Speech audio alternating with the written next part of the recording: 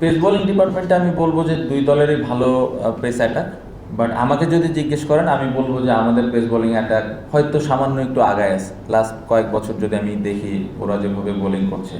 But Pakistan always, আমরা যখন Pakistan team নিয়ে কথা বলি সবসময় ওদের পেস বোলিং নিয়ে কথা বলি, এটা নিয়ে কোনো ডাউট নেই, তারা খুবই ভালো দল এবং খুব ভালো pace bowling side. But last কয়েক বছর আমরা যেভাবে পেস বোলাররা বল করছি আমার মনে হয় এটা তাদেরকে ক্রেডিট দিতেই হবে।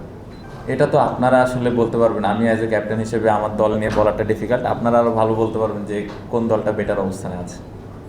না, রানাকে একদম আমি ছোট থেকে চিনি, মানে একদমই ছোট, হয়তো কেউ তখন জানতো না। সো আমি জানি আসলে ও কি চিন্তা করে বা ও কীভাবে আসলে নিজেকে প্রিপেয়ার করে এবং ও কি চায়, এই জিনিসটা আমার জন্য একটা প্লাস পয়েন্ট।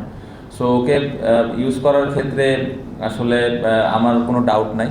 এবং লাস্ট যে কয়টা টেস্ট ম্যাচও ছিল সবগুলোতে আমি মনে করি যে ও ভালোভাবে ডেলিভার করার চেষ্টা করেছে।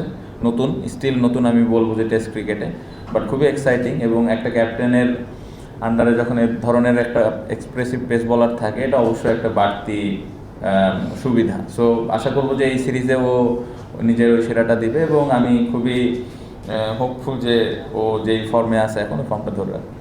টিমের প্রিপারেশান সবসময় দেখেন ওরকম প্রিপারেশান নেওয়া সম্ভব হবে না, কারণ হোয়াইট বলে বেশ কিছু প্লেয়ার ছিল, বাট রেড বল যারা খেলে তারা লম্বা সময় ধরে কিন্তু প্রিপারেশান ফেজে আছে। সো ওই দিক দিয়ে আমি খুশি।